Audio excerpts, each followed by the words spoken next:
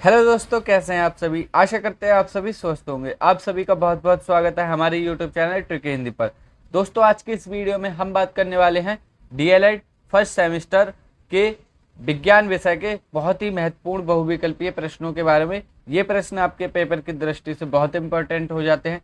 तो चलिए बिना किसी समय को गवाए वीडियो को शुरू करते हैं। और आप लोग यदि चैनल पर नए हैं तो चैनल को सब्सक्राइब कर लेना।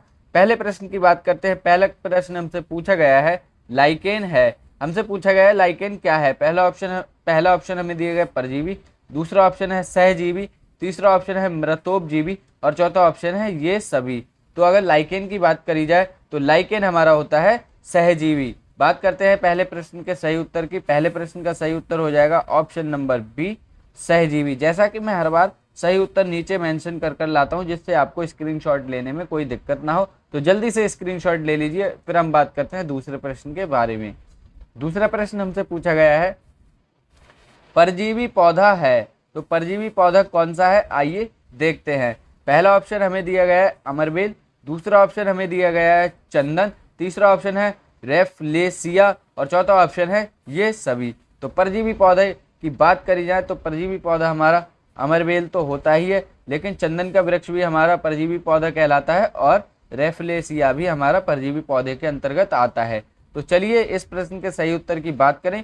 दूसरे प्रश्न का सही उत्तर होगा ऑप्शन नंबर डी, ये सभी हमारी परजीवी पौधों के ही उदाहरण होते हैं।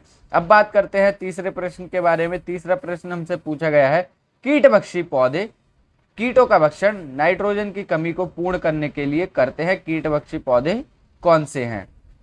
तो कीटभक्षी पौधे जिनमें नाइट्रोजन की कमी होती है वो कीटों का भक्षण करके अपने नाइट्रोजन की कमी पूरी करते हैं। तो वे उनके पौधों के नाम हमसे पूछे गए हैं। पहला ऑप्शन ड्रोसेरा, दूसरा ऑप्शन नेपंथीस, तीसरा ऑप्शन यूट्रिकुलेरिया और चौथा ऑप्शन है ये सभी। तो बात करते हैं कीटभक्षी पौधों के नाम के बारे में। तो ड्रोसेरा भी हमारा कीटभक्षी पौधा है, नेपंथीस भी हमारा कीटभक्षी पौधा है और यूट्रिकुलेरिया ये हमारा जल में पाए जाने वाला कीटभक्षी पौधा है। तो तीसरे प्रश्न का सही उत्तर भी हो जाएगा ऑप्शन नंबर डी, ये सभी उदाहरण हमारे कीटभक्षी पौधों के ही हैं। इसके बाद बात करते हैं चौथे प्रश्न के बारे में। चौथा प्रश्न हमसे पूछा गया है स्वपोषी जो अपना भोजन स्वयं बनाते हैं कौन से हैं। पहला ऑप्शन हमें दिया गया है जंतु, दूसरा ऑप्शन है पौधे, तीसरा ऑप्शन है कवक और चौथा ऑप्शन है विषाणु।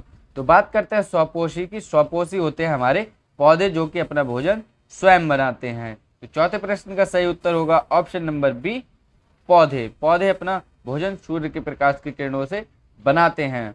अब बात करते हैं पांचवें प्रश्न के बारे में। किस रक्त समूह को सर्वग्राही कहते हैं, अर्थात ऐसा कौन सा रक्त का समूह है जो हर किसी से ब्लड ले सकता है। पहला ऑप्शन हमें दिया गया है ए बी, दूसरा ऑप्शन हमें दिया गया है ए, तीसरा ऑप्शन हमें दिया गया है बी और चौथा ऑप्शन हमें दिया गया है ओ।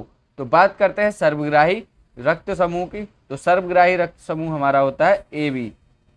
पांचवें प्रश्न का सही उत्तर हो जाएगा option number A B group को हम सर्वग्राही रक्त समूह कहते हैं। और अगर आपसे इसमें भी डीप से क्वेश्चन पूछा जाए तो हमारा सर्वग्राही रक्त समूह होता है ए बी पॉजिटिव, यानी कि ए बी पॉजिटिव हमारा सर्वग्राही रक्त समूह होता है।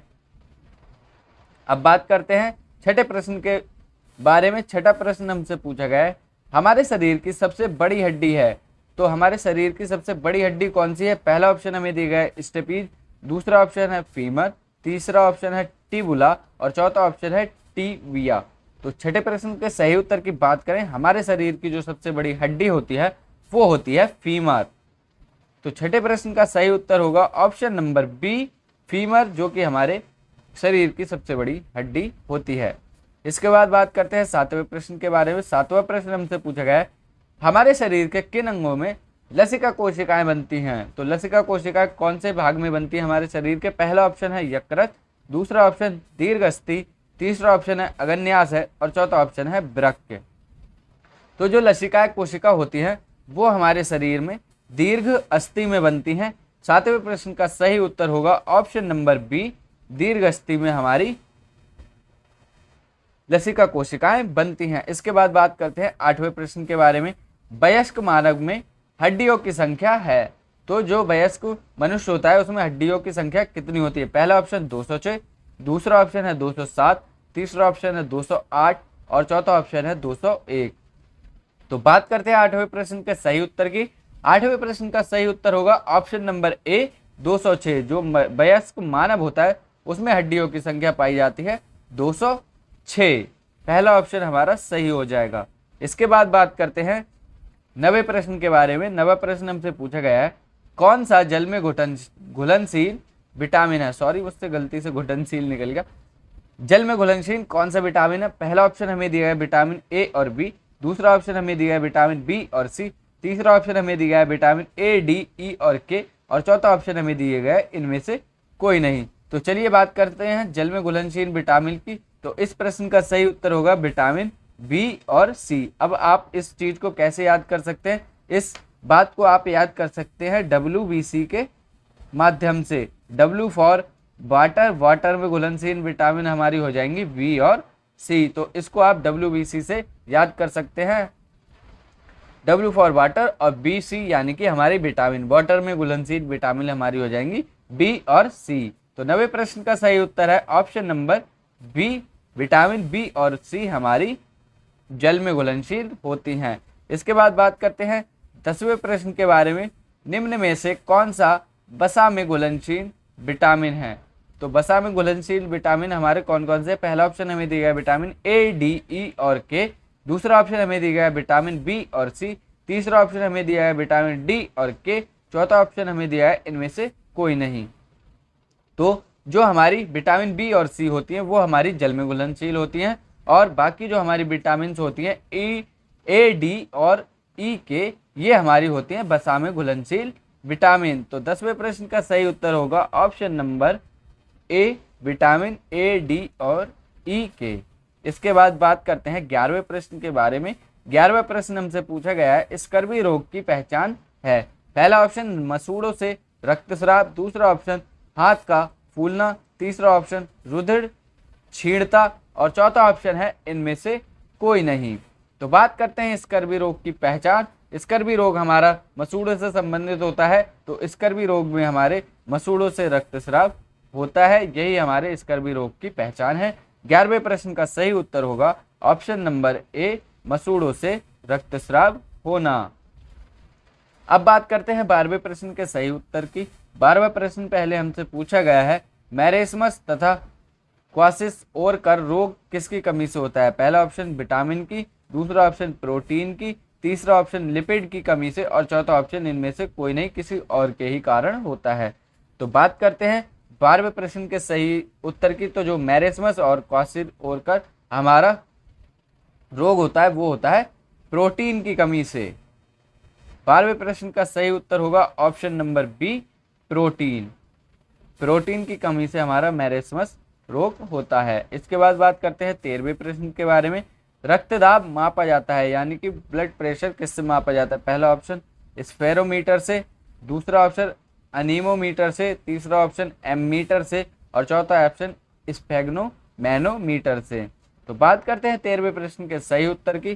13वें प्रश्न का सही उत्तर होगा ऑप्शन नंबर डी, स्फेग्नोमैनोमीटर से हमारे रक्तदाब को मापा जाता है। ऑप्शन नंबर डी हमारा सही उत्तर हो जाएगा। अब बात करते हैं 14वें प्रश्न के बारे में। 14वां प्रश्न हमसे पूछा गया है किस रक्त समूह को सर्वदाता कहते हैं। तो जो हमारा हर किसी को ब्लड डोनेट कर सकता है वो कौन सा ग्रुप होता है ब्लड का। पहला ऑप्शन ए, दूसरा ऑप्शन बी, तीसरा ऑप्शन हमें दिया है ए और बी और चौथा ऑप्शन है ब्लड ग्रुप ओ। तो 14वें प्रश्न के सही उत्तर की बात करें तो सर्वदाता हमारा होता है ब्लड ग्रुप ओ और सर्वग्राही हमारा जो सबसे ले सकता है वो होता है ए बी। 14वें प्रश्न का सही उत्तर ऑप्शन नंबर डी हो जाएगा। हमारा ब्लड ग्रुप ओ हमारा सर्वदाता कहलाता है। इसके बाद बात करते हैं 15वें प्रश्न के बारे में। उपापचय क्रिया कितने प्रकार की होती है। पहला ऑप्शन 1 प्रकार की, दूसरा ऑप्शन 2 प्रकार की, तीसरा ऑप्शन 3 प्रकार की और चौथा ऑप्शन हमें दिया गया है 4 प्रकार की। तो बात करते हैं 15वें प्रश्न के सही उत्तर की। उपापचय क्रिया होती है हमारी 2 प्रकार की। 15वें प्रश्न का सही उत्तर होगा ऑप्शन नंबर बी, 2 प्रकार की हमारी उपापचय क्रिया होती है। तो ये थे आज की हमारी वीडियो के 15 बहुविकल्पीय बहुत ही महत्वपूर्ण प्रश्न आपके विज्ञान के। तो आशा करते हैं आपको 15 के 15 प्रश्न अच्छे से समझ में आएंगे। वीडियो भी अच्छी लगी होगी। वीडियो अच्छी लगी वीडियो को लाइक कर देना, चैनल को सब्सक्राइब कर देना, अपने सभी दोस्तों में शेयर कर देना। आप जितने भी ग्रुप्स में ऐड हैं डीएलएड के, आपके पेपर 3 तारीख से होने वाले हैं, उससे पहले हर बच्चे के पास ये क्वेश्चंस पहुंच जाने चाहिए ताकि उनके पेपर में बहुत ही अच्छे नंबर आ पाएँ। आशा करता हूं कि आप सभी इस वीडियो को बहुत प्यार देंगे। मिलूंगा अगली वीडियो में बहुत ही जल्द। तब तक के लिए पढ़ते रहिए, स्वस्थ रहिए। जय हिंद दोस्तों, वंदे मातरम। Thank you for watching the video. धन्यवाद।